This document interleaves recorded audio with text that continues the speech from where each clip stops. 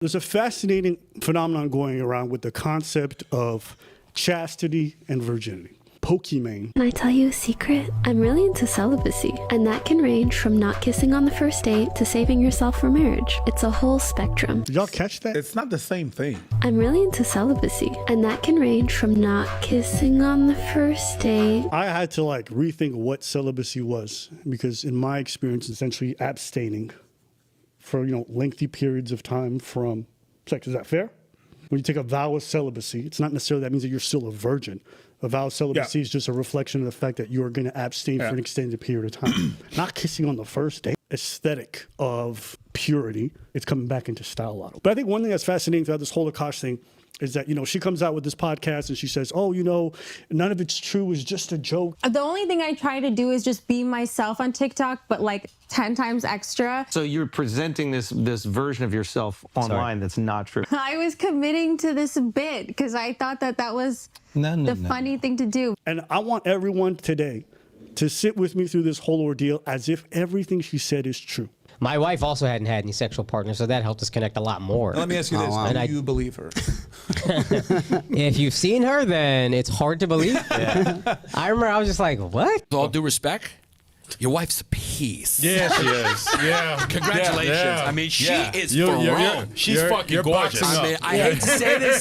There was a different century, and I saw you guys walking right after you got engaged. I wouldn't just say. And we were in the middle of Rome, and we always talk about it. When someone's for Rome, that level is she needs to be taken for the state. Like, she's so hot. She's so hot. She's so hot that unfortunately now she's gone to a level where she's gone so hot she has no rights. She belongs to the emperor of Rome. Yeah, that's what it is. Yeah. What the fuck are we watching? I understand their comics, and I'll be honest with you, that's crazy. But they're having a laugh. They're amongst friends. If they're okay with it, whatever. In their dynamic, despite being religious, despite being from a cultural background where this kind of thing is, semi-important, despite being from where they're from, the idea of virginity only matters in the context of, did you get penetrated in your vagina? Yes. No, then you're a virgin. But that betrays the whole idea of what it means to actually be a virgin. Conceptually, virginity back in the day was more about control and economics, right? You did that so you would, preserve your lineage, dowries, inheritance. Well, you needed to be able to prove that you were your father's son. And so it was really important at that time that virginity was maintained so that people who were getting married could easily ascertain who the lineage goes on to. There was also a spiritual element, but for the vast majority of it, a lot of it was about controlling economics and social fabric. Today, in the more modern time where those kinds of things are not as important, a lot of virginity is either due to being the fact that you can't get none, you come from a cultural background where some of these old ways still exist, or from a more spiritual place where the ideas of abstinence, the ideas of waiting for someone that matters, all these things are important. Why I come to this? Mm-hmm. These two in this relationship present themselves that way, that this is like a spiritual thing. They want to share it with someone that matters. A part of it, I'm very proud of the glow up. Your religion, though, My dad actually had a good sex talk with me. In the Gita, it says, sex is the closest you can get to heaven while on earth, but it is only that if it's with the right person. This whole idea of virginity being this sacred thing, and that you have to have self-restraint, that you have to show respect for how you engage with sex in general. Sure. Then you get on here, and then dudes is talking about taking your wife, whether or not her virginity is limited, Yeah, I understand that, but it's not complex, but there's a world where I think that some people can be compartmented. You understand what I'm saying? Because you got your comedian side that conflicts necessarily with your sacred side, that conflicts with your Indian side, that conflicts with your married side. So you got your comedian side, and he's in the comedian settings where it's those jokes and it's okay, compartmentalized, and sometimes it's like a Venn diagram, and we fit in different. So it can be sacred, but now I'm in in another circle when it's not, with people that it's not. So I'll allow it, but yeah, I disagree with that idea. I don't think you can keep saying you feel like it is a sacred thing if you then just take it, take a dump on the whole thing and then bring it back to the sacred spot. You either treat this thing like it's sacred or you don't. But if you're not going to in a different context, then that's like saying, yeah, we are married, this is a covenant, but then when I go to Cancun, I'm fucking other bitches. You think you can take it out of the sacredness depending on what circles you are? You and I are very good friends. I'm not saying that's the case, but imagine. Debatable. A certain level of these are things I've told you, respect that. I go take this into another context where now I'm on stage. You've confided in me something, and it's sacred between us that I hold that secret. I get up on stage, I betray that. Am I still holding it sacred? You can't say that. I've literally gone on stage in front of strangers in a stand-up routine and shared your secret with the world. That betrays this thing that you claim you hold sacred. This idea that you just compartmentalize and that all these things that are independent are not going to clash is not real. You do at some point, how you behave here affects how you behave there. The idea that these two things are like separate, but they overlap, but they can coexist. No, no, no. If some things are diametrically opposed, engaging in this behavior here will fuck up what you believe here. And that's called cognitive dissonance, I believe. Is the idea that you're trying to hold these two ideas simultaneously, not recognizing.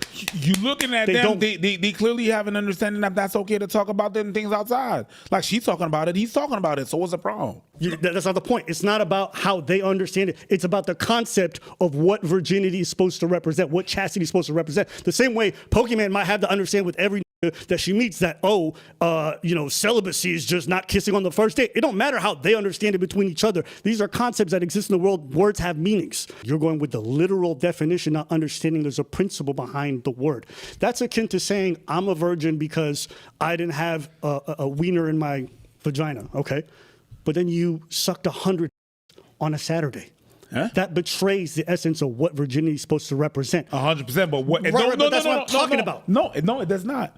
It does not. Because then again, yes, it does not. It does not. Because these people that allow this shit to happen, I got a back door.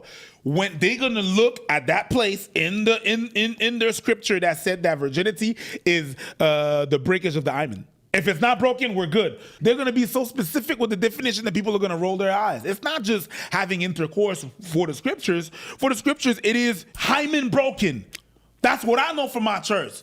Then you could have your definition or whatever, whatnot. It's not.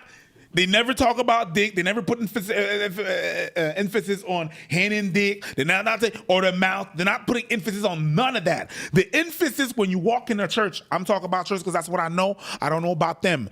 The 6, so maybe it is. But the emphasis that it is put when you go to church is the hymen that being broken. I disagree. It's part of the context in regards to chastity in general. It's a matter of a sector of behavior that accompanies that. He that committeth fornication and adultery, you are sinning against your own body. And the Bible says that you have sinned against your own body. It means there is your spiritual nature that is actually involved in the act. It can't be the body. Your body will not be accurate in whatever it is that you try to do in life. Your body will produce error. That is why it is a sin against the body, but not done by the body. It has to be something else apart from the body. Yeah, I think you're talking about the literal aspect of the law. I think I'm talking about the spirit and all the verbiage that comes around it. But the spirit is what I'm talking about. That's how we redefine words. We get so hyperfixated on the exact terms that we lose the essence of what it means to be this.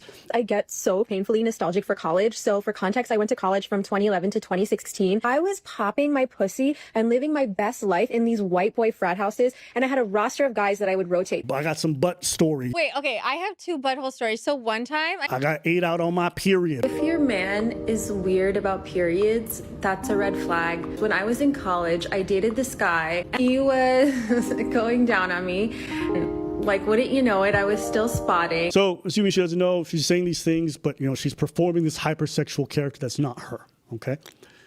Even the performance of this hypersexual character is against the idea of the restraint that you have with the spirit of chastity. And so even when you take her at her word and you believe her, her very behavior betrays what it is that she claims to hold sacred. And I think it's okay, especially coming from cultures where this kind of idea of virginity is not a choice. It's something oftentimes that's very much pressured onto us in regards to our parents and things we inherit. I think it's okay to have this inner conflict. I think it's okay to say, I'm going to be a virgin, but I also live in this Western context and I want to live my life, but I'm going to not cross this one barrier. I'm going to do oral. It'll be on my period. I'm going to be in these frat boys. That's crazy. Yeah, I understand that some of this is inherited and it's not fair, right? Especially for women, that's a pressure that they put on them heavily from old customs, things like that. So even though you might not even be religious, if you come from specific cultures, they really put that pressure on you. So I think it's okay to kind of want to break away from that. But you cannot do both things simultaneously. You can't hold your virginity as this point of pride and also betray the spirit of what it is. I think one thing that also is a bit tough is I've noticed, like, especially for women, there's like a big trend with like performing this kind of like hypersexuality online. Problem with the hypersexuality that, you know, for example, Justine did, is that when some of them perform it, they perform it as if they were men. And they perform it for a global audience, hoping to get like the kind of adulation. And then they get a lot of this pushback. One, you know, if you believe in this kind of like feminist ideology and you believe in the patriarchy as what it is, men will never respect you for performing hypersexuality the way that they. First off, the kind of men who perform hypersexuality online are already seen as fairly gross by quite a lot of people. So the idea that your form of liberation is emulating the gross behavior that they do is already setting you back. Yeah, I mean, you could even take the exact line she said. Imagine if I was like, I was going in these sorority houses, throwing my dick around at everyone. I was living my best life. That's not a good look. There's never going to be a time where folks be like, oh, fuck yeah, most people are going to think you're a loser. And it's an ironic thing because she criticizes the red pillars, the kind of guys who yap about this shit all the time. But then you just look like the female version that you talk just like it. But even if you don't yap about it like that, if you yap about it like that, it looks also like this guy's talking. It's corny because it looks like you're talking like it was your best days, and you got nothing else to show for. And if you're in a relationship, it's not really gonna look good either.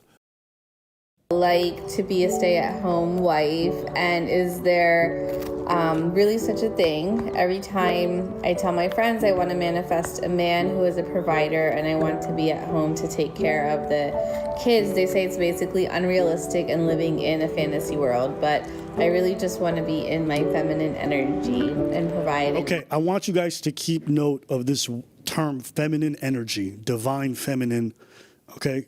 And then stay-at-home wife. And you'll hear something like choice feminism. These are like terms you just want to keep in mind, okay? Other ways, not just financially. It's kind of mean of your friends to say that that's living in a fantasy world, especially because you're just talking about manifesting, and you absolutely should manifest the life that you want. Like when you manifest, there's no limit to your dreams. Like you should reach for the stars. Just remember, like in dreams, I agree with her. I think if you want to shoot for the stars, shoot for the stars. But their idea of a dream is like laziness, because you're not going to stay at home and take care of the kids. There are no kids, and like that's what I'm saying though. Jocelyn cooks, she cleans, she maintains the home. Yes. Is that true? Yes. There you go. Not by me specifically, but yes. When I go on the road, I come back, it's clean. I don't know if you hire somebody or if that's you, but every time I come back, it's clean. I hire someone, yeah. Really? My God. I mean, Akasha's gone all the time. You got to pick up after yourself. So now you hire someone to pick up after your shit. It's not a goal. Your goal is laziness, basically. Video I did, and some of the comments were like, oh, your husband gives you this lifestyle, but you only cook once a week, obviously like made by men. And it's like, yeah, where in my marriage contract did I sign in blood, if I become a stay-at-home wife, I will cook and clean every single day? But listen, if I don't even have enough discipline to work a 9-to-5 job, what makes you think I have enough discipline to get all the groceries, get all the ingredients, prep all the ingredients, cook the food? Sorry. I know. Cook, let me, not all the meals, but I cook. She's talking like cooking takes 17 hours of your day. In 1 hour, you're done, including the groceries. Like, what do you mean? If the only thing that you do is cooking, that's 7 hours in a week. Like, what are we talking about? But that's okay. That's the life you chose. That's on you. That's on you. But don't claim feminism. That's not feminism. That's monarchy. You have triggered my trap card. Yes. You fucking nerd. On top of it, I feel like biggest misconceptions for me that people think about me is they think I'm like super anti-feminist or I'm anti-feminist because I live with my in-laws.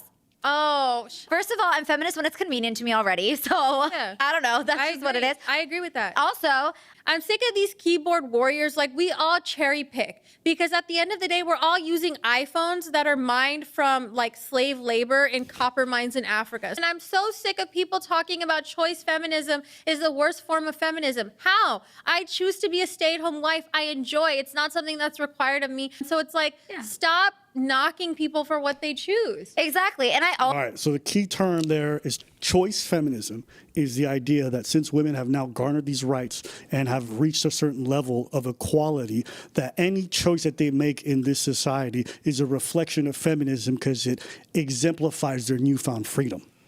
She's saying anything we be doing, be feminist. There's like this growing trend now where people are calling it empowering to get into these like stay-at-home wife situations where you do nothing except offer your divine feminine. I was actually going to say I hate the word sole provider because I feel like when you're not providing a paycheck, that doesn't mean that you're not providing in a relationship. Oh my God, that's so true. Like you're providing, I feel energy. Energy. Like you're the heart of of the relationship, you know, and that means a lot of like holding space for maybe the stress that's going on, like you're doing maybe. What do you mean we don't fucking do nothing? We're here fucking providing energy, bro. You know what I mean? You know the way your coach like, get back in there. That's what a coach is supposed to do. That's the provide wrong. energy. That's the wrong energy. Because you're doing too much. You have to just be there. And it's divine. Yes. She's not touching him.